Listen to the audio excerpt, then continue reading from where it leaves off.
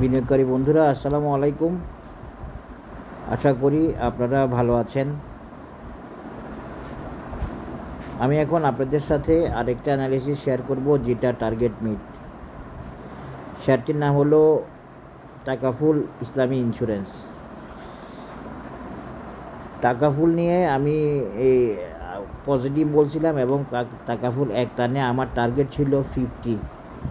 খেয়াল করবেন, আমার টার্গেট ছিল 50 এই লেভেলটা, কিন্তু তাকাফুল সামান্য বেশি যায়। তো সামান্য বেশি কেন যায় সেটা হলো, আবার ডেলিতে চলে আসি।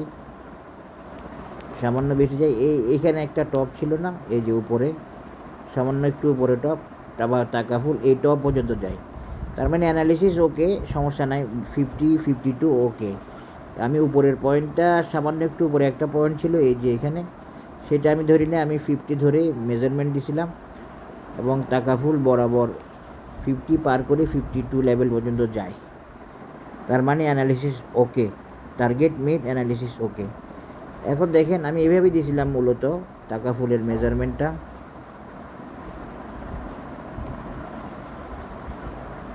এভাবে অ্যানালিসিস ওকে হবে, আপনারা দেখতে থাকেন খালি। 50-তে 52 এগুলো সমস্যা নাই, 50-52 এগুলো একই, ছোটোখাটো 2-1 টাকা, এটা 1%-এর মতো। এই তো ওই উপরের ঘর থাকাতে সামান্য একটু বেশি যায়, উপরেরটা ধরে তাকাফুল ওইটাকে টাচ করে আসে বা অন্য টাচ করে নেমে যায়। তার মানে অ্যানালিসিসটা ওকে হয়েছে এবং টার্গেটও মিট হয়েছে। কিন্তু এখন যে কথাটা বলতে চাচ্ছি আমি, সেটা হলো তাকাফুল আমি আবার উঠে আসার একটা সম্ভাবনার কথা বলছিলাম। আমি এখন সেটা একটু দেখব, দেখে বলবো যে আবার উঠে আসবে কি না, বা আবার উঠে আসা সম্ভব কি না। দেখেন, ইন্স্যুরেন্স সেক্টরে যারা হোল্ড করতেছেন তারা দেখতে পাচ্ছেন আমার অ্যানালিসিসগুলো ওকে হচ্ছে কি হচ্ছে না, ওকে হয় কি হয় না। এমন একটা সেক্টর নাই এখন বাজারে যেটাই আইটেমগুলো ইন্স্যুরেন্সের মতো ওকে হচ্ছে গ্র্যাজুয়ালি। ইন্স্যুরেন্স প্রায় 15-16টা পার হয়ে গেছে ওকে হওয়া। আমি একটু দেখি এখন তাকাফুলকে, আমি বলছিলাম তাকাফুল হয়তো এই 50 ছেড়ে এখন 60-র দিকে যাবে, আরেকটা টার্গেট আছে, কিন্তু আজকে আমি সেটা থেকে সরে আসলাম।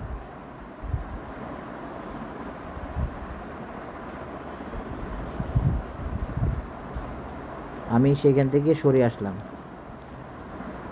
আজকে আমি সরে আসলাম, এবং আমি আজকে আমার যাদেরকে কিনাইছিলাম ওদেরকে আমি সেল করাইছি, কারণ আমি অপেক্ষায় ছিলাম যে 60 লেভেলে, 62 লেভেলটা যাওয়ার একটা সম্ভাবনা ছিল বা আসে ভাবছি। কিন্তু এগুলো অনেক জটিল, আপনারা হয়তো বুঝতে পারবেন না।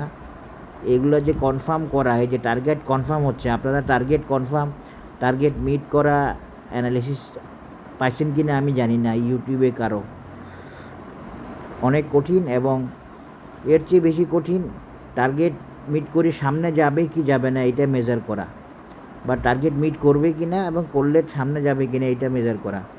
তাই আজকে আমি টাকাফুলের টার্গেট মিটের অ্যানালিসিস দিচ্ছি, এবং আমি একটু দেখতেছি আপনাদের সাথে শেয়ার করার জন্য টাকাফুল যাওয়ার চান্স আছে কি না। আজকের পরে আমার কাছে মনে হলো টাকাফুল আসলে যাওয়ার চান্সটা নাই। যত দেরি হয় চান্সটা কমে যায়, মনে রাখবেন। একটা শেয়ার যত দেরি করে সামনে যাওয়ার যেতে অনেক সময় ভালো হয়, কারেকশান হয়, কিন্তু টার্গেট মিট করে আরও সামনে যাবে কি না সেরকম ক্ষেত্রে দেরি করলে ভাববেন যে যাবে না। সেটাও টেকনিক্যাল কারণ, সেটাও টেকনিক্যাল ব্যাখ্যা, টাইম অ্যানালিসিসের বিষয়। তাকাফুলের পজিশান ভালো ছিল, সামনে যেতে পারবে ধরে নিয়েছিলাম, কিন্তু বিভিন্ন বাধার কারণে তাকাফুল হয়তো যাবে না মনে হচ্ছে আমার কাছে, এই আর কি অবস্থা। তো আশা করি আর ডিটেলস আলোচনা নাই, অ্যানালিসিস ওকে দেখাই আমি অ্যানালিসিসটা শেষ করতেছি। তাকাফুল 50 দেখাছিলাম, তাকাফুল 50 গেছে, এরপরে সামান্য 2 টাকা গিয়ে আবার নেমে গেছে একদিনই, এরকম একটা ব্যাপার। সবাই ভালো থাকবেন, ধন্যবাদ, আসসালামু আলাইকুম।